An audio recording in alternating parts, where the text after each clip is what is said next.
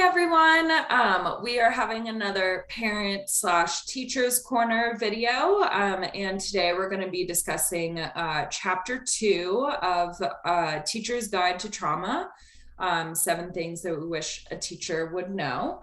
And this is on prolonged exposure. So I forgot to introduce myself. I'm Frances Echevarria I'm a mental health consultant with the Early Childhood Council. And I'm Deb Benali. I'm also a mental health consultant with the Early Childhood Council. Hi everyone, I'm Catherine Trujillo and I am also on the mental health team as a reflective coach. And we're sharing our screen today because sometimes computers go wonky. Alrighty. So, what does prolonged exposure do? Prolonged exposure to early childhood trauma impairs the development of the hippocampus. So this is, again, it can be chronic stress, chronic poverty, just trauma and stress that happens over a long period of time to a child or families. So, what is the hippocampus? The hippocampus is responsible for language development, self regulation, memory, and many other skills that are necessary for learning. So, it's a very important part of our brain. And as you can see, it deals with lots of different areas that you can really see in the classroom, right? These are the skills that we want the kiddos to have. When they're in the classroom and that they are building. So when chronic trauma or chronic stress is impacting these areas, it is affecting, their ability to have self-regulation and to control their emotions when they come up, their memory for learning new things, language development, all this area can be affected by this. So, what if you weren't fluent in your own language? You would be slower at the process because it's a skill that you have not yet mastered. And there are things that you might not understand, such as idioms, humor, or sarcasm. So, this is just reminding us to link, thinking about how it would feel if we are talking a language that is not our first language or that we're not fluent in. And there are some things that are just harder to understand and come with exposure to the language or to the skill or anything like that.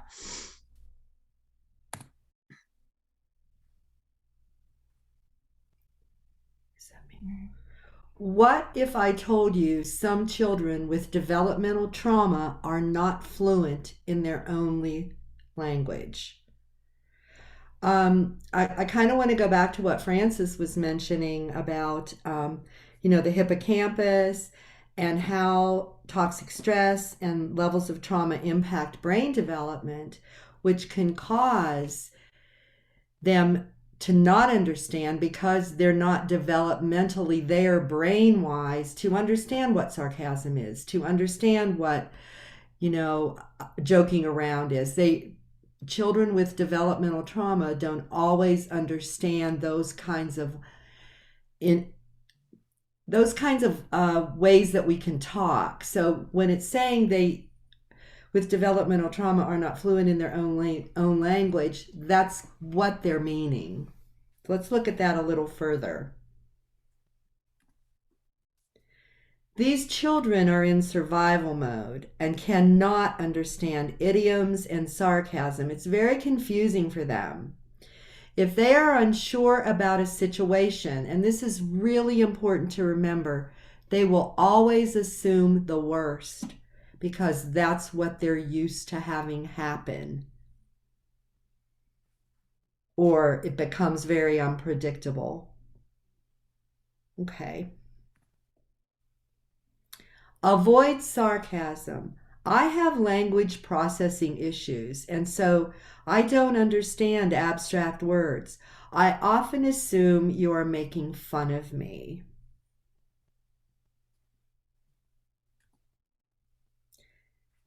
Explain idioms. What is an idiom? how it is used, and giving examples can be very helpful to the child. Idioms are an expression that a group of people use not to be taken literally. Like someone says break a leg to a person going on stage to perform.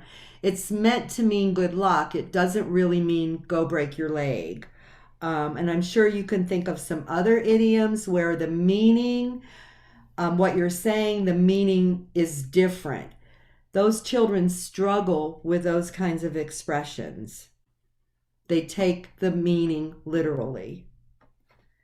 So it's very hard sometimes to joke because the interpretation is literal. Okay. So using concrete language is very important. Concrete language is clear, compelling, and easily understood, and includes specific word usage. So again, avoiding abstract terms that are difficult to interpret. So say what you mean. And if you're not sure that the meaning came across the way you anticipated, go into detail. Take that extra couple minutes to make sure that you guys are on the same page and the understanding is what you need it to be. So written directions is another great way to make sure that you guys are on the same page. Give the child directions in writing as well as talking about it. So just a tool to use. And this is the book that we have referenced for this PowerPoint and our future ones. We're going to go through each chapter. So it's Teacher's Guide to Trauma. 20 things kids with trauma wish their teachers knew. And as always, here is our contact information. Deb, Francis, and Catherine. We have our emails on there. You're more than welcome to contact us at the Early Childhood Council if you want to do a phone call.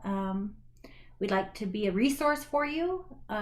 Any additional information you like about trauma. And we hope to see you next time on our Teacher Parents Corner. Bye, everyone. Thanks for joining today.